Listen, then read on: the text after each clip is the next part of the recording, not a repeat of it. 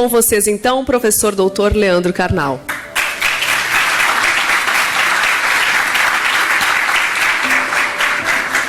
Bem, boa tarde. Um grande prazer, aceito o convite de vir à capital do meu estado. Apesar de estar com uma agenda que era caótica há alguns anos, agora é demente, insana, esquizofrênica. Estava hoje no interior de São Paulo, venho para cá, à noite estarei no Teatro Municipal de São Paulo, amanhã estarei em Curitiba e à noite estarei na Tailândia, ou indo para a Tailândia. E nesse meio tempo, inclusive, de vez em quando, comendo algo e fazendo.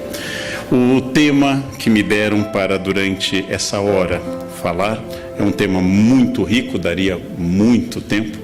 Desci correndo do aeroporto, apressado, entrei no Plaza São Rafael, havia um congresso sobre diabetes, e eu quase entrei no congresso e comecei a dar a palestra. E nós vivemos em mundos líquidos onde talvez ninguém notasse a diferença. E alguém de diabetes falaria aqui, também ninguém notaria isso. Então, vou começar fazendo uma tarefa que é típica de historiador, que é minha área central. Localizar onde nós estamos, de onde nós falamos, qual é o ponto que nos afeta neste momento. Nós vivemos um mundo que, segundo um grande intelectual que eu tive o privilégio de entrevistar, professor Zygmunt Bauman, mais de 90 anos de idade, mais de 40 livros publicados, fugiu da Polônia para a Inglaterra e lá mora há quase 5 décadas. O professor Bauman traduziu todas as angústias, transformações e características deste mundo com a metáfora de mundo líquido. Vivemos num mundo sem forma, um mundo distinto daquele que provavelmente nos formou. Aqueles que, como eu, têm mais idade, vieram de um mundo sólido. Minha mãe não tinha dúvida em São Leopoldo a nos educar. Por exemplo, batia sem culpa. Não havia trauma infantil naquela ocasião. Éramos chantilly, bate que cresce. Quanto mais batesse, mais cresceria.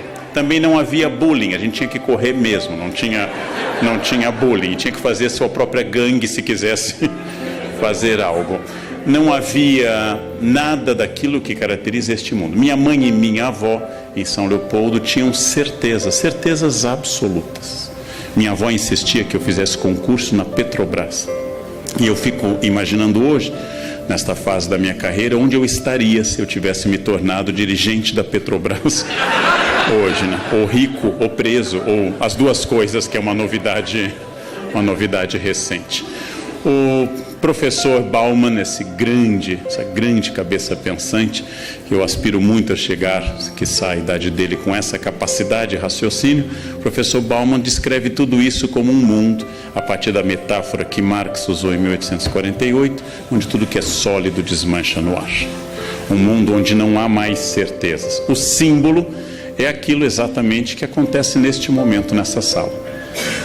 Eu estou falando a pessoas fotografando, outras digitando, outras atualizando o Face e outras estou na palestra, kkkk. Ou seja, é isso, este é o mundo. Nosso corpo está aqui e nosso espírito está em muitos lugares. Muitos lugares. Uma das características do mundo líquido é que o aqui e agora não junta mais corpo e alma. Nós não temos mais consciência e presença física neste momento. Nós temos um mundo intermediado pela tecnologia. Um mundo que cada vez mais depende dessa tecnologia. E essa liquidez atinge naturalmente valores. É melhor criar os filhos com grande clareza de princípios? Ou é melhor criar os filhos numa escola um pouco mais construtivista e um pouco mais livre? São dúvidas que nós temos que nossos avós não tiveram. Eu digo como professor, para acalmá-los como pais ou avós, tanto faz, não dá certo de qualquer jeito. Eles irão ao psicólogo por motivos diferentes, só. Se vocês fizerem regras muito claras e muito duras, eles irão ao psicólogo porque a mãe era opressiva. Se vocês não fizerem, eles irão ao psicólogo porque a mãe não dava bola para eles. Não, vocês errarão sempre. Então, não tem jeito. Sintam-se tranquilos porque não tem jeito. Os valores são muito fluidos. E uma das características, para quem como eu, vários aqui se apresentaram e disseram que eram professores, os alunos de hoje tiraram o conceito de autoridade e passam a considerar que tudo é uma questão de opinião. Eu dou a eles um texto do maior filósofo da história moderna para a contemporânea, Immanuel Kant. Eles leem 3 parágrafos, eles têm 18 anos, e eles dizem, não concordo. Kant. Ou seja, eu digo a eles, daqui a 30 anos, lendo em alemão todos os dias Kant, você poderá dizer, eu entendi. E nos próximos 30, talvez no fim da vida, dizer, acho que não concordo. Mas eles já não concordam com 18 anos. Ou seja, nós temos um mundo que diluiu valores como autoridade. E a única coisa que eu lamento nessa transformação é que eu fui aluno quando os professores tinham toda a razão. E hoje eu sou professor quando os alunos têm toda a razão. Eu nunca peguei um momento bom nessa história, né? Eu nunca gostaria de ter sido aluno agora ou ter sido aluno, professor há 50 anos. A globalização é uma realização. Eu já falei em texto e já falei na TV Cultura que a minha avó era o modelo da mulher não globalizada. Quando eu voltei do pós-doutorado no México, disse ela, vó, os mexicanos comem abacate com sal. E minha avó constatou, isso dá diarreia. E eu disse a ela, vó, o Brasil é o único país do mundo que come abacate com açúcar. Em todo o planeta Terra se come abacate com sal. Minha avó então concluiu, o mundo não sabe que dá diarreia. Não importa o que eu dissesse, ela tinha certezas. As certezas dela eram totais. Por que vocês correm quando começou a onda de correr? Por que vocês correm? Por que vocês ficam correndo, não é? Gastando energia? Não, mas é para manter a forma física. Lava a roupa, corta a grama, para ficar correndo. Não? Era absolutamente consciente. Quando o Dr. Cooper disse em São Paulo, há uns 12 anos que eu assisti, disse que correr desgastava as articulações, era melhor andar, a minha avó concluiu, eu sabia, eu sempre soube que isso era assim. Globalização aliada ao individualismo brutal. Basta vocês perguntarem hoje, ao chegarem a casa, perguntarem às pessoas isso. Perguntem ou afirmem, eu estou cansado. E 100% dos senhores ouvirá que resposta? Eu também. Quem está casado há mais de 12 horas sabe que essa é a resposta. Ah, mas eu acordei às 7, eu acordei às 5. Eu tenho uma dor de cabeça, eu tenho um tumor. É uma concorrência permanente. Ninguém ouve ninguém. Somos totalmente individualistas. Qualquer dado que eu enunciar aos senhores, meu mais velho tem 19, eu vou ouvir o quê? O meu tem 17, o meu já tem 22. Ninguém ouve ninguém. Nós somos individualistas e somos obrigados pela primeira vez na história a sermos felizes. Ninguém entra numa entrevista de RH se não for feliz.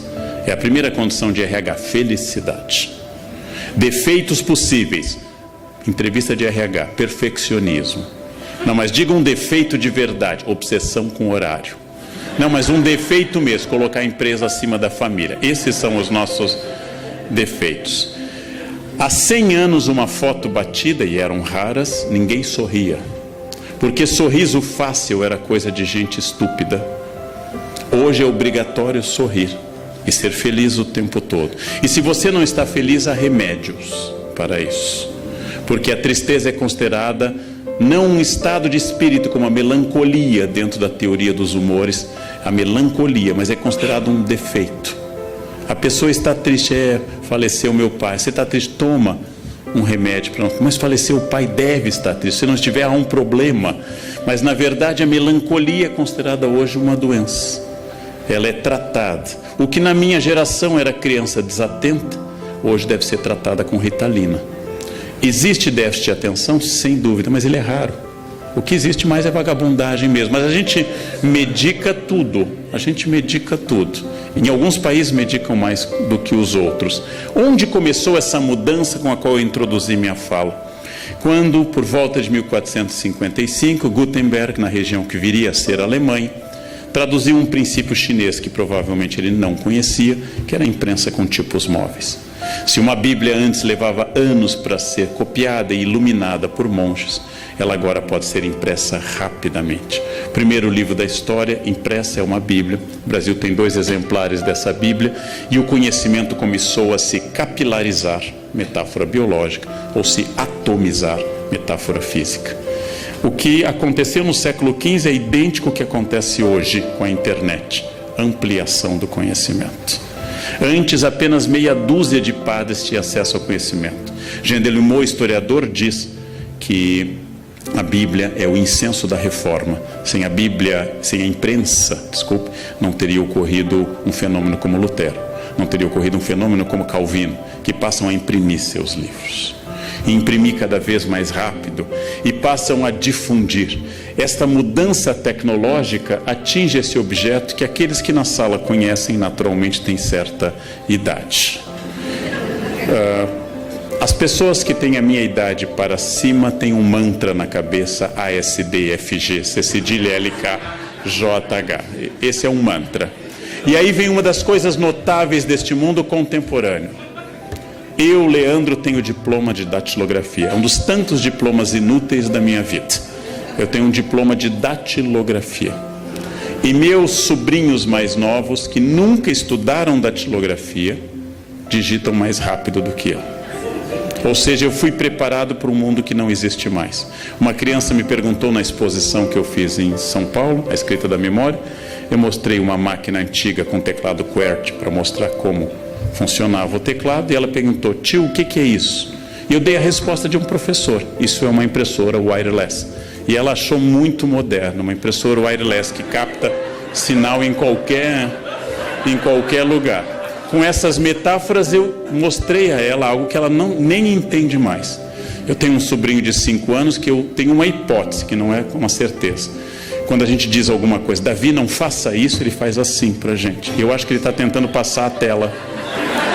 Eu acho que ele acha que a realidade do mundo é touchscreen, ou seja, é só fazer assim que a tela avança. Ele faz assim pra gente. Eu não sei se é isso, mas eu desconfio que ele acha que em caso de incômodo basta avançar uma etapa do jogo.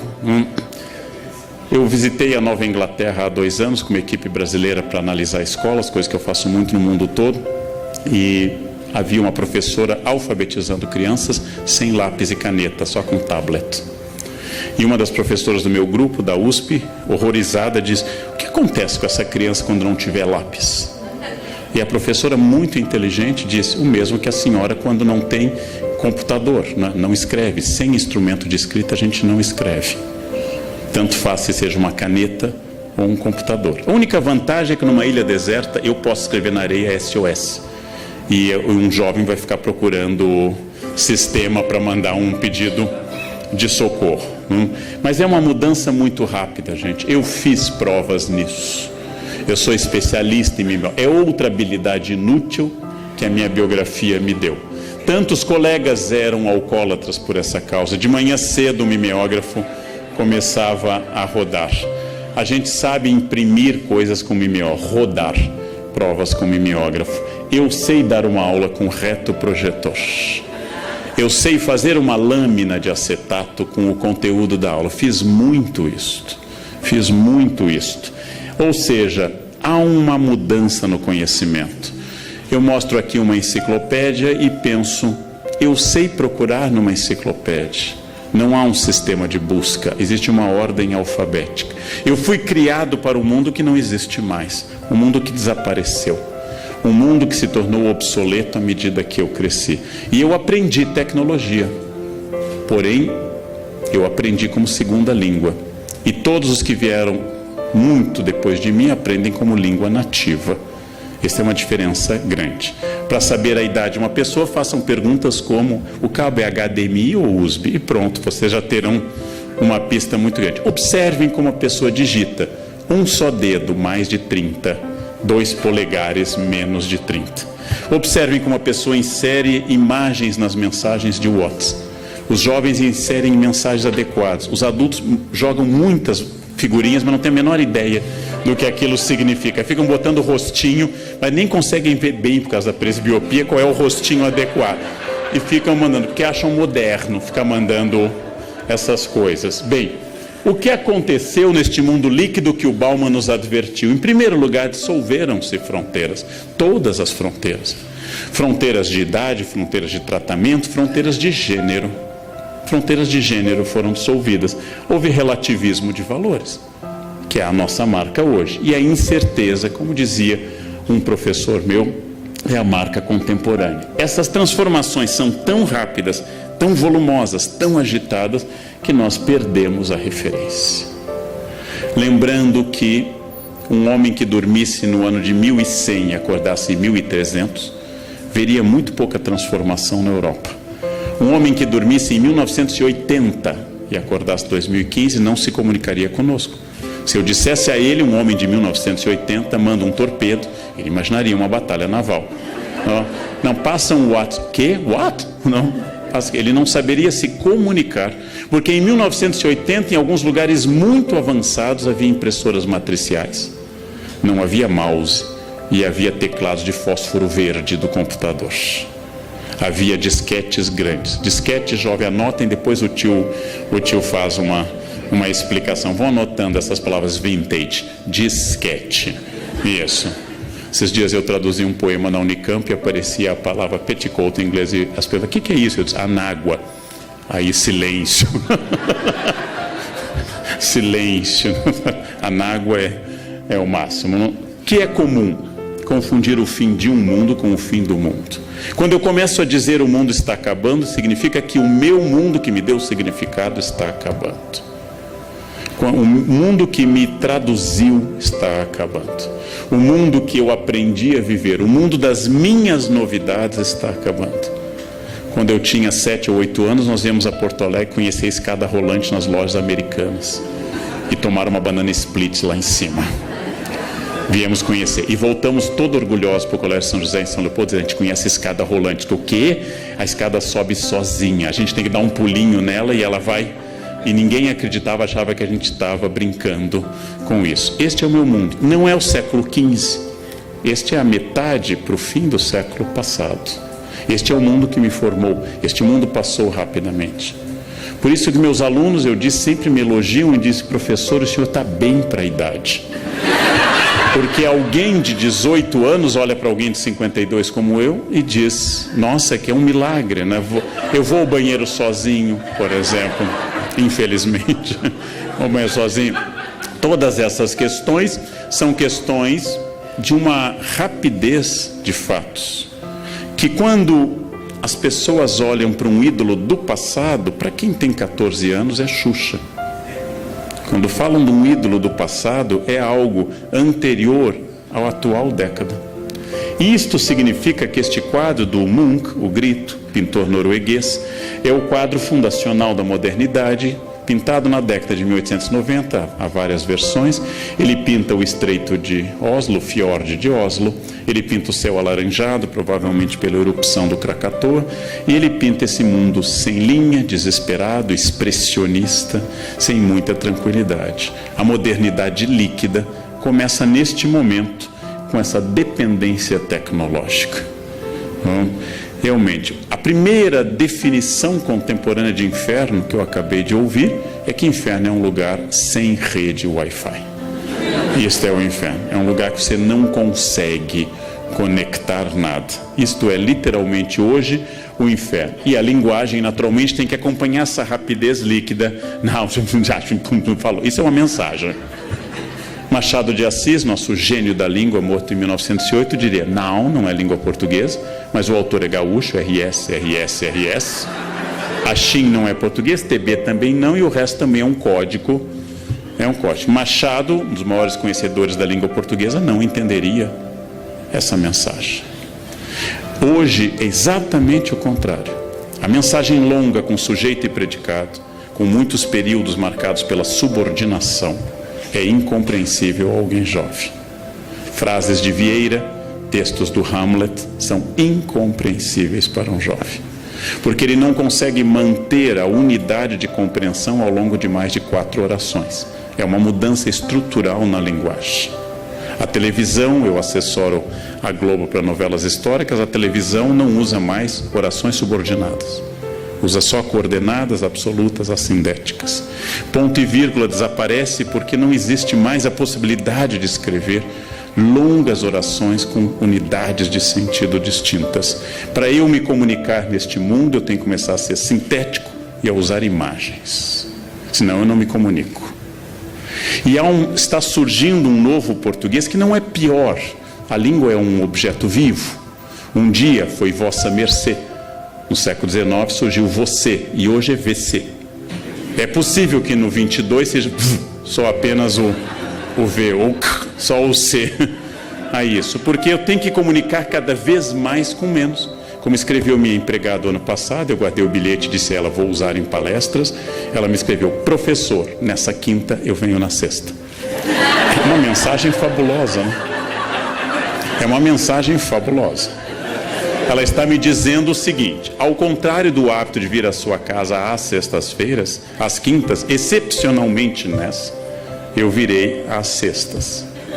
Só que isso é muito comprido. Então é melhor, professor, nessa quinta eu venho. Ela me disse tudo o que tinha a dizer. Isto dentro de linguística não é nem erro de português.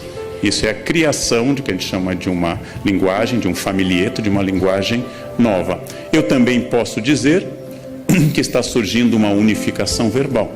Uma moça do Correio em São Paulo, quando eu disse eu tenho que despachar isso para cá, isso para outro país, isso, e eu perguntei, você entendeu?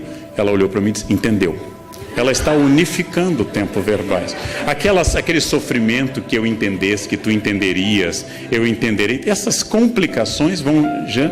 Eu entendeu, tu entendeu, ele entendeu. Ou seja, unidade semântica do pretérito. Acabando com essas bobagens de futuro do presente, pretérito imperfeito, essas coisas que complicam muito a vida. Eu não estou lamentando com isso. Eu não estou lamentando a simplificação do português. Eu não acho que as pessoas eram mais felizes quando usavam subjuntivo. Eu estou comentando que nós estamos numa transformação de velocidade da linguagem, de tipologia da linguagem. Por isso que um ex-professor meu, Baudrillard, dizia que o século XVIII foi o século da Revolução Francesa política, o XIX da Segunda Revolução Industrial e o atual é o da incerteza. A atual revolução é a incerteza. São os alunos que subjetivam tudo. Tudo é subjetivo.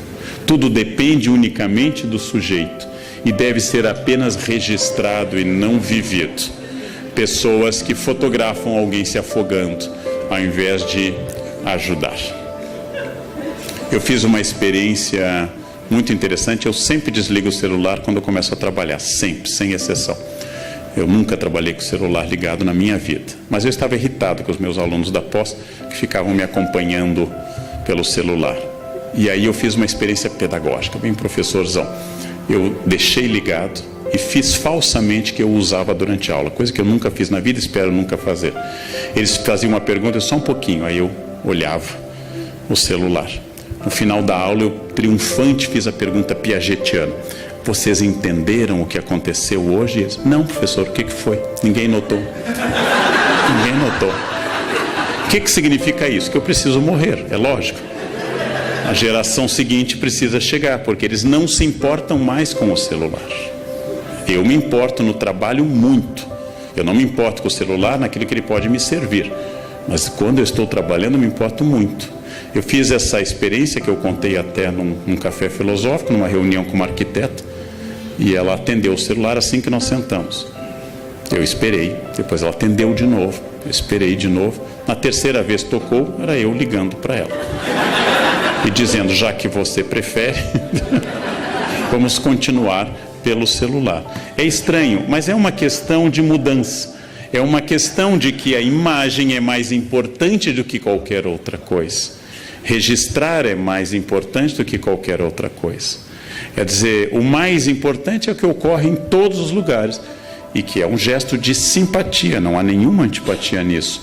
As pessoas têm que tirar foto, inclusive comigo, como aconteceu 1.500 vezes aqui fora. Elas têm que tirar foto. Esta é a prova que eu vivi a experiência. Isso não é ruim, é simplesmente a imersão de uma nova característica. A imagem é a experiência. Não fotografou, você não viveu. É provável que uma criança de 1 ano tenha mais fotografias do que todo o século XIX teve. Eu não tenho da minha avó, de nenhum dos meus avós, nenhuma fotografia deles anterior ao dia do casamento. Era a primeira fotografia deles, no dia do casamento. E outra em alguma festa familiar. Isso em ambientes já urbanos. Este é o choque cultural. Eu sou submetido, eu sou exposto a uma velocidade cada vez maior e cada vez mais dados. Quem achava que a internet acabaria com papéis, Quem achava que a internet acabaria com casa atulhada, enganou-se. Hoje nós temos internet, computadores e papéis. Nós temos memória no computador e papéis. Os papéis continuam sendo mandados. Cada tese que chega à minha casa semanalmente, são 4 ou 5 eucaliptos derrubados. Chega em PDF e em papel para isso. Mas há uma confusão que é preciso ser dito, que atinge o tema da nossa reflexão de hoje. A informação é extraordinariamente grande, mas isso não é formação. E as pessoas estão confundindo as duas coisas. Nunca tivemos tanto acesso à informação, mas isso não me torna nem médico, nem historiador, nem advogado. Isso não me torna sequer um bom cozinheiro, sequer uma boa bordadeira. Jovens, anotem bordado, outra palavra, depois o tio fala. Então, não tenho, como brinca um grande amigo meu médico, o Jairo Idal, os pacientes chegam com o seu exame já consultado o Dr. Google. Ah, meu HDL está tanto. E ele pergunta, o que você recomenda nestes casos? A confusão entre informação e formação é muito grande, porque nós temos um imenso alargamento de fontes e uma menor relevância dessas fontes. Tenham conta que Santo Agostinho, teólogo mais influente do Ocidente, leu menos e tinha menos livros do que qualquer um dos senhores. Santo Agostinho provavelmente tinha uma biblioteca de 200 livros. A minha na Unicamp tem 6.000 e é o meu menor depósito. E o mais notável, eu sou muito menos que Agostinho de Hipona. Isso é que é o notável.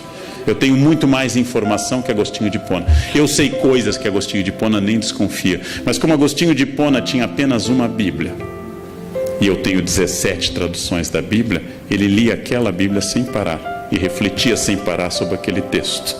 E eu leio todas as fontes. Vejam um exemplo. Em 1853 estreou a Traviata, linda ópera de Verdi, no Teatro La Fenice, em Veneza. Foi um show para as quase 500 pessoas que puderam ver essa estreia histórica, mas só aquelas pessoas. Ninguém fora daquela sala teve acesso à música ou à valsa do brinde que começa a ópera. Passados 100 anos, jovens, isso é um long play. Passados 100 anos, eu podia comprar 10, 20, 30 versões da Traviata gravada. Não era mais o privilégio de um grupo de aristocratas em Veneza. Passados mais alguns anos, eu posso baixar centenas de gravações musicais da Traviata. Eu posso olhar centenas de vídeos no YouTube. E eu posso ler o libreto completo na ópera e teoria crítica. E não obstante, há menos gente especialista em ópera hoje do que em 1853. E é esta confusão que as pessoas fazem. Informação não é formação. Houve uma capilarização do conhecimento, não houve um aumento da compreensão. Nós não somos hoje mais sábios do que éramos há 50 anos, mas nós temos difundido muito conhecimento, porque a experiência, segundo um grande filósofo alemão, Walter Benjamin, ela perdeu a aura única. A experiência aumentou o meu potencial crítico comparativo, mas reduziu o tempo que eu posso dedicar a isso, porque eu sou obrigado a fazer muitas coisas ao mesmo tempo. O resultado é que eu obtenho muito mais dados, mas eu tenho dificuldade em filtrar dados válidos. A internet é uma fonte de bobagens inesgotável.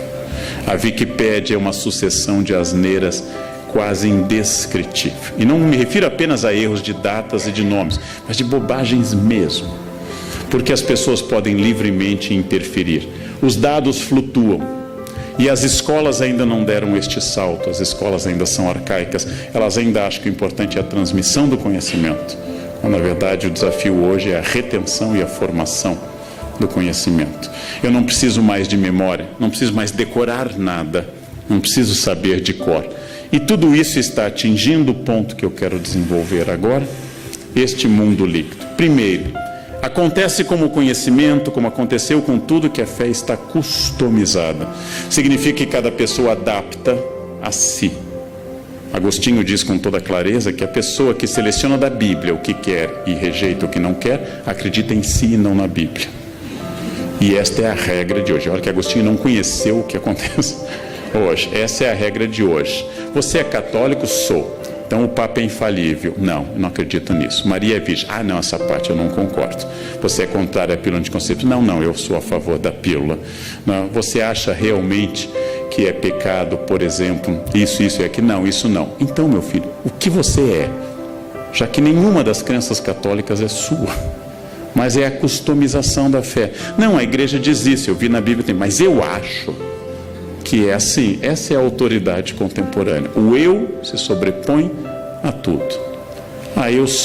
Eu sou católico, mas eu gosto de acreditar na reencarnação. Bem, o Papa Pio IX definiu como heresia a reencarnação. Mas como você responde? Não, mas o Papa é o Papa, eu sou eu, e eu acho. Ou seja, eu não estou pensando que alguém deva ser dogmático ou não.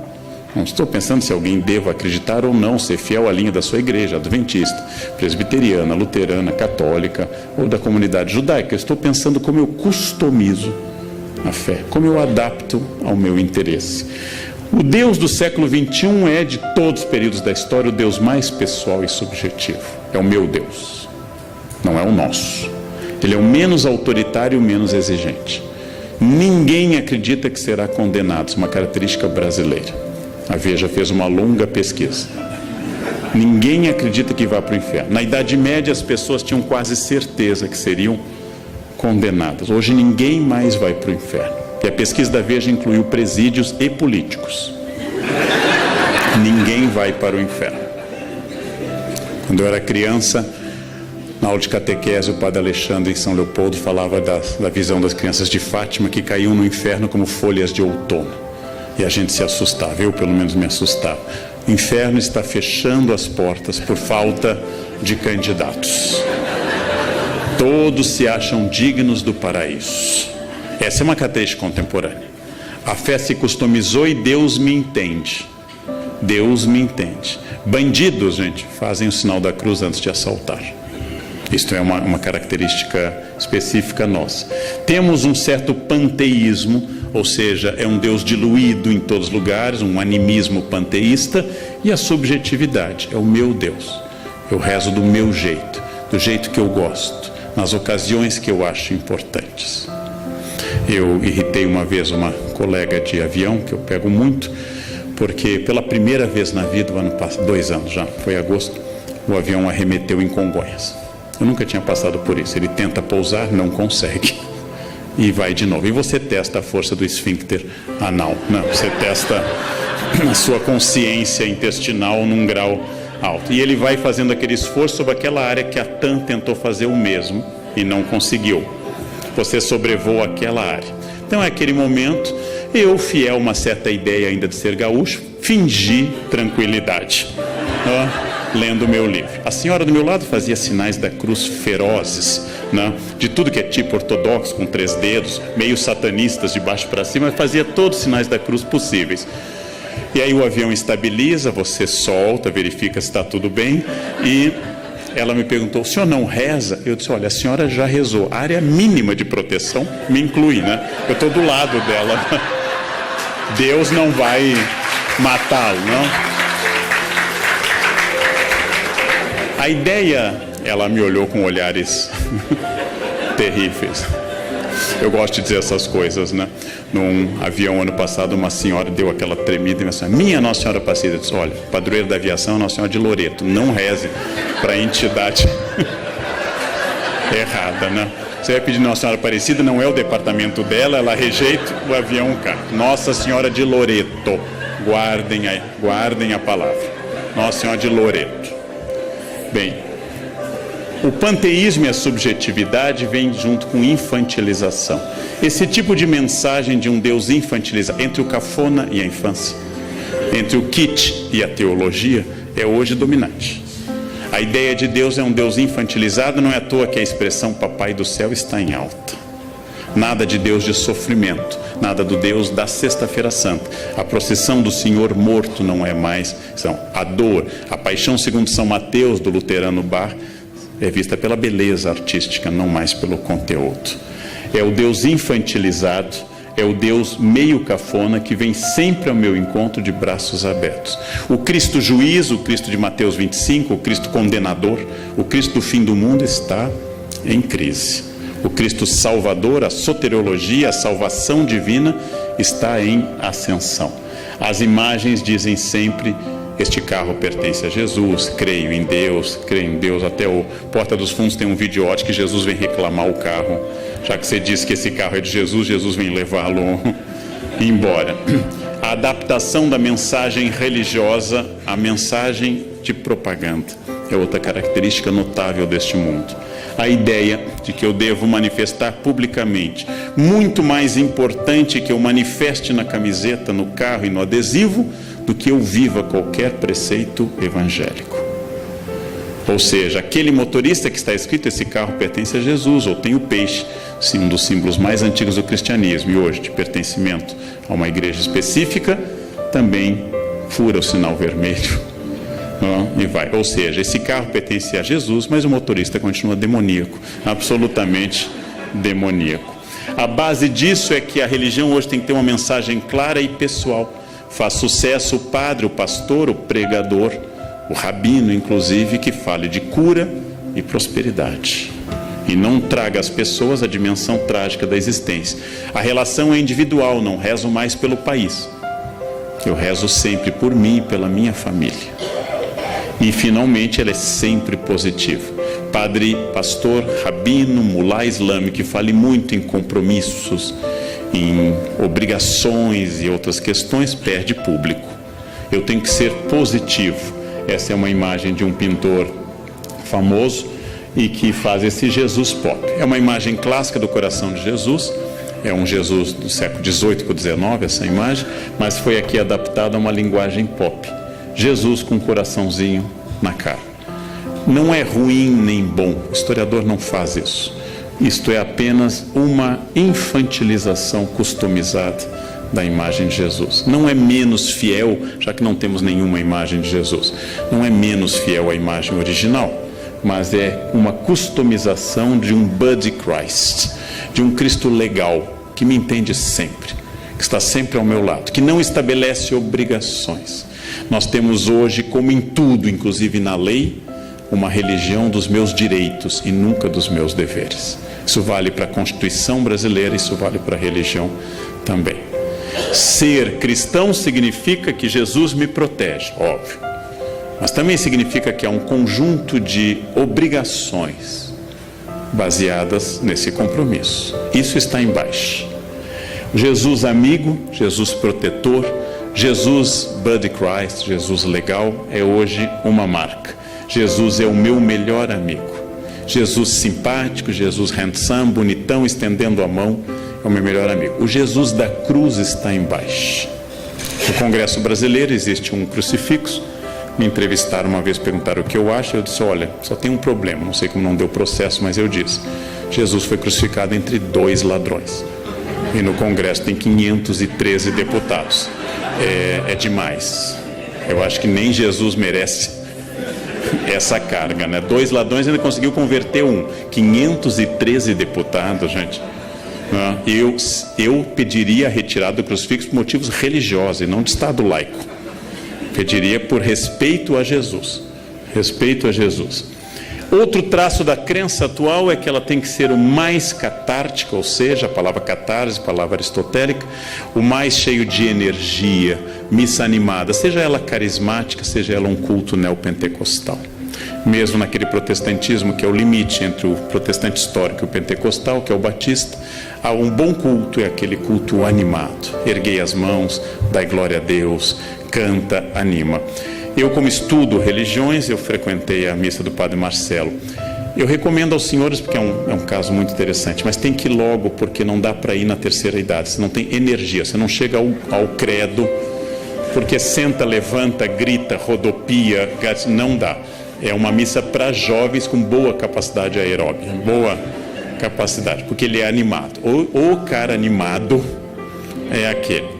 Então, a ideia de um rito catártico, que as pessoas vão na marcha com Jesus, que vão numa missa carismática ou vão num culto neopentecostal, é outra característica dessa crença. Ao lado de um fenômeno urbano típico da década de 70 em diante, que é o New Age. Teorias orientais, Yin, Yang, da teosofia, do taoísmo, que atinge a teosofia, ecologismo, Deus está nas árvores, nas cachoeiras, animismo, Deus está diluído na natureza, e assim por diante. Essas Religiões da nova era entendem o sagrado como geral, que você deve sentir a grande metáfora que é a energia, palavra que me irrita em particular. Quando as pessoas, você sente nesse hotel essa energia? Claro que sinto, 5 estrelas, a cama é ótima, eu sinto uma energia fabulosa, né? Quando tem aquela toalhinha de esfoliação suave, que você passa no rosto e é uma lixa, eu sinto uma energia ruim. As pessoas fazem isso, meditam sem meditar, tiram poses porque é New Age. A influência da astrologia, do I Ching, da angelologia clássica, ou seja, da parte da teologia que estuda os anjos, do tarô, de símbolos de boa proteção, de incorporação de elementos de outras religiões, por exemplo. É o caso do Brasil, onde passamos nos últimos 30 anos a utilizar branco no Ano Novo, influência de cultos afro-brasileiros, e agora lingerie vermelha, se você quer amor, lingerie amarela, se você quer dinheiro. Imaginem alguém de cueca vermelha, o que atrai a isso? Um Exu, né? O que atrai uma pessoa de cueca vermelha, cueca amarela? Imaginem a cena de cueca amarela, salvo se alguém aqui está cueca amarela, é exceção do que eu estou dizendo. A crença de que tudo isso faz parte de um processo geral, já que não é uma ordem nem cristã, nem especificamente católica, se vestir de branco no Ano Novo.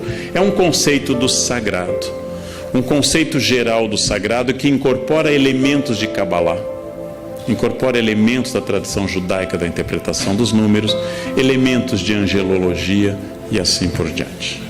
Este conceito de sagrado tem uma metáfora que une tudo, a energia. Energia é uma metáfora que agora vem acompanhada de uma outra tipicamente contemporânea, que me irrita um pouco, que é física quântica. Quando as pessoas não têm a menor ideia de um fenômeno, elas dizem que é física quântica. Elas também não têm a menor ideia do que seja física quântica. Aliás, elas não têm do que é física newtoniana, que é mais fácil, quanto mais é quântica. Eu também não sei o que é física quântica. Fiz um curso na Casa do Saber de 4 aulas, mas continuo não sabendo. Porém, eu não uso essa metáfora. Quando não tem explicação, é física quântica. Bem, outra questão, a sincronicidade. Tudo ocorre em benefício, em meu benefício, que é um dos pensamentos mais antigos e tradicionais do mundo. Perdi o avião, foi melhor. Foi melhor assim. Tentei viajar, não consegui. Deus tem Parkinson, escreve certo por linhas tortas. Eu vou entender no final. No fundo, é um barateamento de uma das mensagens mais bonitas da Bíblia, que é o livro de Jó. Por que sofrem os bons? Deus diz isso a Jó, né? Você pescou o Leviatã, você sabe o que eu quero, né? Quando Deus recrimina Jó. E só que essa teologia de Jó, que é os capítulos 1, 2 e o final são os mais antigos do Antigo Testamento, essa teologia de Jó vira uma espécie de universo que conspira a meu favor. Minha empregada me diz que leite com manga dá certo, dá morte. Então eu quis demonstrar a ela que isso é uma lenda e comi manga com leite. Não morri. Ela disse, não, mas o senhor é neto de alemão, não funciona. Então já tem uma variante. Só mata brasileiro luso, clássico, né? Aí ela me disse, não fala, professor, que acontece. Eu disse, esse teto vai cair, viu? Não caiu, então não acontece. Não.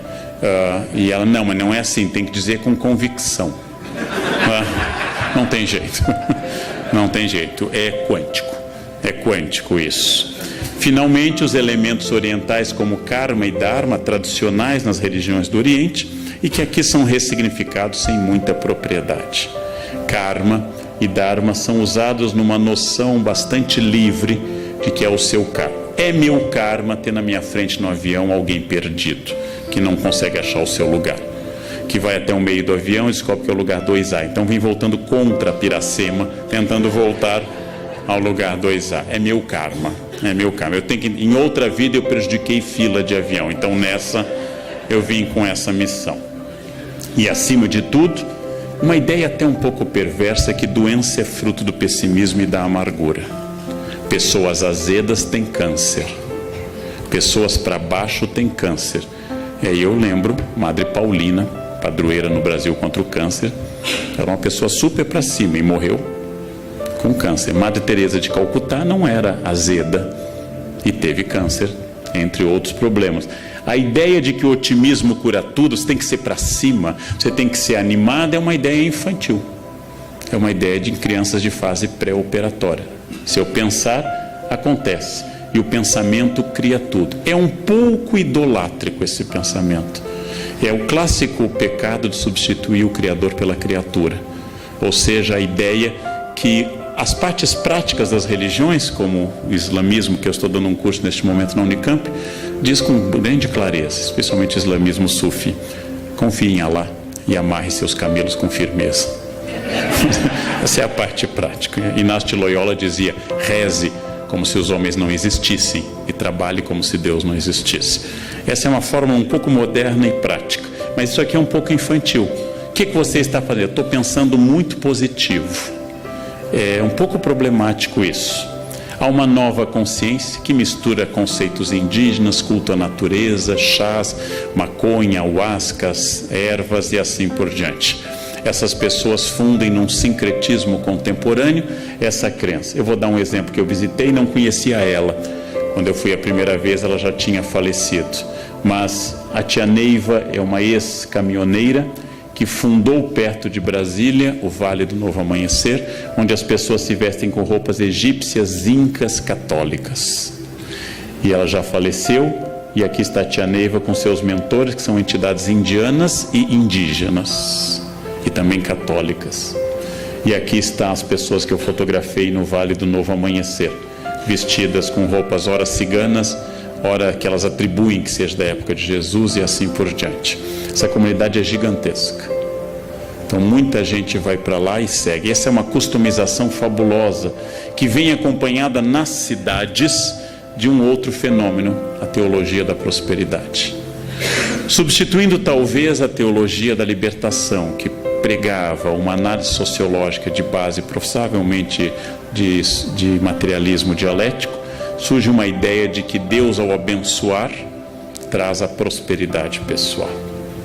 São os cultos que eu frequento bastante para fazer anotações, em que se diz, por exemplo, se eu conheci Jesus e eu saí do Serasa. Eu estava longe de Jesus e eu estava com a conta no vermelho.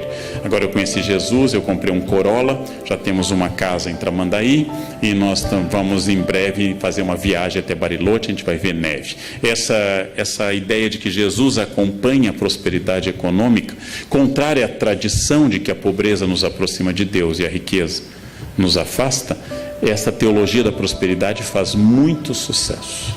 Faz muito sucesso. Deus quer não apenas seu bem-estar espiritual, óbvio. Deus quer não apenas a sua saúde, mas Deus quer também a sua prosperidade material. E esta é uma novidade. Ela começa na década de 70 aproximadamente, com os textos do atual bispo Edir Macedo, e depois se espalha por vários cultos e atinge várias percepções cristãs em particular. Quando eu digo isso, em nenhum momento eu estou dizendo que isso é errado. Eu sou historiador. Então eu estou pensando por que em determinado momento, ao invés de Deus estar ao lado dos pobres, Deus começa a valorizar a classe média em ascensão. Amando os pobres, mas mirando na classe média em ascensão. Todo discurso de fé contemporâneo inclui uma ideia clara, que é a ideia da exclusão da dor. A exclusão da dor. Eu acabei de fazer, faz um ano, um longo trabalho junto a um dos médiuns mais famosos do Brasil, que é João de Deus. E é uma das coisas mais fascinantes que eu fiz na minha vida. A cidade inteira se veste de branco. E vão lá com problemas e com doenças, e vem gente do exterior. E tem até um documentário, John of God. E as pessoas fazem, e ele diz: mantenha a quimioterapia, mas confie na minha mediunidade. É fascinante isso. É fascinante, é uma expressão fascinante de um homem, é um fazendeiro, um homem que tem fazendas, mas é quase analfabeto, é um homem tosco, mas com carisma extraordinário, e as pessoas realmente acreditam, e elas sentem a energia do local. A fé atual é muito midiática. Me refiro aqui à extraordinária missa ocorrida em Copacabana, com a primeira viagem do Papa Francisco à América Latina. Houve uma surpresa geral. A missa deveria ter sido num outro lugar. No mês mais chuvoso no Rio de Janeiro, escolheram um lugar que que tinha pântano. Foi uma escolha, não é fácil fazer esse tipo de escolha, tem que pensar muito. Tem que pensar muito. É pegar o mês de chuva em Porto Alegre, fazer na Ilha da Pintada um campo para fazer uma... Conseguiram. Aí transferiram para Copacabana. A missa atraiu muita gente. Francisco começava a revelar seu extraordinário carisma e sua simpatia. E este milagre, que é um Papa argentino simpático, é um milagre absoluto. Absoluto. É a maior prova. A maior prova, São Malaquias diz que ele é o último Papa, né? São Malaquias profetiza todos os 168 Papas seguintes até o atual, Francisco, né? E os brasileiros vão para o juízo final com esse sorriso, né? A igreja sobreviveu a tudo, mas pegou um argentino, acabou, né? O fim do mundo acabou. Que bobagem, que bobagem. Mas essa fé midiática, esta fé de grandes eventos, Marcha com Jesus em São Paulo, grande evento evangélico, o Círio de Nazaré, o maior evento católico do Brasil em número de participantes, a Missa do Envio, que encerra essas Jornadas Mundiais de Juventude, que devem tanto a João Paulo II, a Bento XVI e também agora a Francisco, eles são movimentos muito impactantes. Eu diria que, ao contrário do século XIX, quando Nietzsche anunciou que Deus estava morto, quando os liberais anunciaram a morte iminente de Deus, que os liberais estão mortos e Deus vai bem. Deus vai bem. Essa é uma velha piada universitária. Deus está morto, assinado Nietzsche. Embaixo, Nietzsche está morto, assinado Deus. Ou seja, é uma velha piada. Se há 50 anos, que era um período muito mais conservador, como eu acabei de falar para a revista Isto É, há 50 anos havia poucas emissoras religiosas de rádio e de televisão. Hoje eu tenho que ter cuidado, porque praticamente só tem emissoras religiosas. Logo, em plena modernidade líquida, Deus aparece como uma boia, uma segurança, uma referência permanente. E o futuro da religião hoje é mais brilhante do que a gente poderia dizer na década de 60. Na década de 60, o cardeal Vicente Scherer tinha acabado de inaugurar um grande seminário em Viamão, esperando uma explosão de vocações, e as vocações despencaram. Muita gente achava que a igreja fecharia por falta de candidatos. Isso mudou. Isso mudou. Ainda há carência de vocações, mas isso mudou. E as igrejas evangélicas se capilarizam com muita rapidez e também mudou este quadro. Há mais gente religiosa em 2015 do que havia em 1980. Há mais gente religiosa. Há um efeito enorme nas periferias do Brasil sobre a questão de drogas e de álcool da presença religiosa. São pessoas que passaram a viver isso. Em prática, eu diria que, como todo mendigo até hoje, pede uma esmola pelo amor de Deus e agradece que Deus lhe abençoe, que os discursos religiosos continuam tendo muito sentido semântico e prático na nossa sociedade. Como nós enfrentamos, como diz que Thomas, problemas estruturais sociais, como nós continuamos com problemas estruturais, sociais, culturais e econômicos, o discurso religioso continua muito significativo dentro deste vazio. Dentro deste vazio contemporâneo que tem uma imensa dificuldade em estabelecer referências, nessa velocidade que eu fiz toda a primeira parte acelerada, as mensagens continuam com sentido.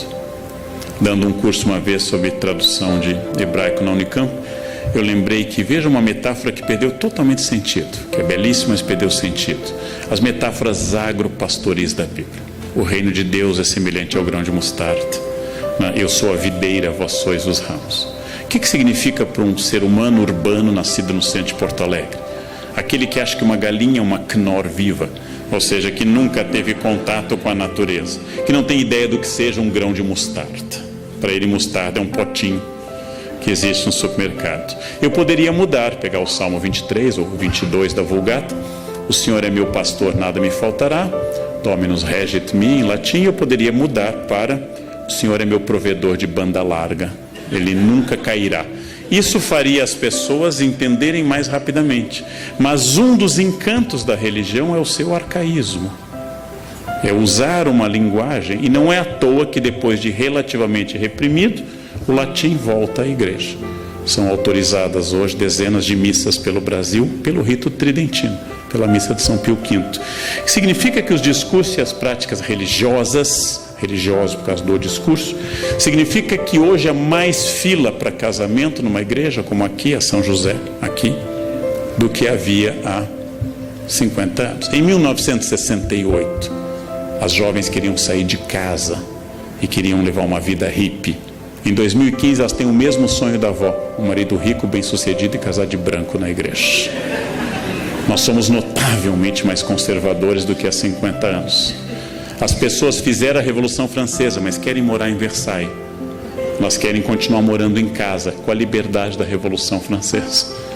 O que acontece hoje, se você marcar numa igreja como Nossa Senhora do Brasil, em São Paulo, seu casamento, que precisa de 3 anos de antecedência, se você perder o noivo, mantenha a data marcada. É mais fácil você vir a encontrar outro do que encontrar. Mantenha a data marcada, porque é fundamental se você quiser. O sonho hoje é coletivo. A avó, a mãe e a menina continuam sonhando com casamento de branco na igreja. Isso é notável. Isso é notável. Nós continuamos explicando mazelas sociais por tudo isso. Mas, se para encerrar é óbvio que nós temos pertencimentos líquidos, que, por exemplo, instituições tradicionais como a maçonaria perderam muitos membros nos últimos anos, que pertencimento a clubes e sociedades hoje é muito mais fraco. Se é verdade que hoje está em ascensão um Deus pessoal e positivo, que o Deus da obrigação, o Deus terrível, o Deus de Mateus 25, como eu disse, não está na moda, e que as fronteiras se diluíram, eu também posso pensar, para encerrar, uma questão mais filosófica. Esse Deus atual apropriado pelas pessoas, esse Deus que exige muito pouco de mim e confirma a minha vida, já que hoje nós confirmamos tudo. Eu devo comer esse quindim? Eu sempre tenho uma resposta. Pai, você já malhou tanto. Pai, você merece. Hoje é quarta. Tanto faz o dia, né? Hoje é quarta, né? Amanhã você corre mais na esteira. Eu sempre tenho uma justificativa. E as pessoas colaboram. Elas nunca dizem isso, não como não. Elas dizem, ai, como você merece. Né? Se você não comer, vai fazer mais mal ainda se você não comer, né? Ou seja, nós estamos num universo em que tudo que sou eu é explicável. É explicável. E eu preciso fazer dessa forma. A fé atual é uma forma de prisão imanente. Ou seja, naquilo que a gente considera de material, imanência, aqui e agora, hic et nunc. Aquilo que eu considero de imanente, atual, individualista. É difícil saber, apesar da imensa importância da religião hoje, institucional e pessoal, nos dois campos. É difícil saber se a fé média das pessoas é uma forma sofisticada de ateísmo religioso. Ou seja, que elas se aproximam de Deus para não colocar o delas na reta, mais do que para se entregarem a um plano. A fé exigente dos evangelistas, a fé exigente dos grandes santos, tenho que pregar, ai de mim se não o faço. A fé que tira alguém do seu conforto em Lisboa e o leva para a Itália, Santo Antônio, a fé que faz alguém dar seus bens, Francisco, a fé que muda a vida de um homem dissoluto, como Inácio, ou como Agostinho, a fé que faz uma jovem bonita e rica, como Clara, abandonar tudo e entrar numa vida. Esta fé é uma fé de entrega a um plano maior. Esta fé atual é uma fé que me favorece em tudo. Se eu estou triste, Deus me consola. Se eu estou alegre, Deus me confirma. Se eu tropecei, Deus me ampara. E se eu tenho metas, Deus me leva a elas. Similar ao tratamento que muita gente dá ao seu cachorro. Ele está sempre ao meu lado, fica feliz quando eu volto. Claro, você dá a ração, ele associa a sua chegada à comida. A felicidade dele é total.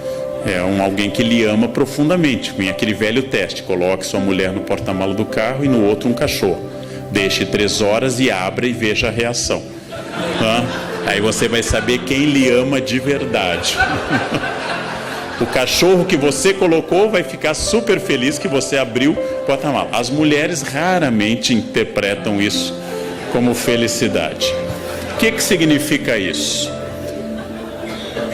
É mais uma vez essa contradição que eu trabalhei ao longo da minha fala. É possível que nós estejamos num dos momentos mais religiosos da história humana. Haja vista a grande quantidade de manifestações, associações instituições, congressos, etc. É possível. E é possível que uma parte desta nova religiosidade tenha a ver com a imersão de um homem líquido, que dá muito pouca importância a algo que não lhe favoreça. E eu diria, não sendo religioso, que o maior desafio dos religiosos hoje é cristianizar os cristãos. Esse é o grande desafio. O desafio do século XV era cristianizar indígenas, 16, no 19 eram os asiáticos, os africanos, idólatras, liberais, ateus. Hoje o desafio é cristianizar os cristãos e parar de dizer Senhor, Senhor, e começar a entender o desafio que significa uma opção de entrega.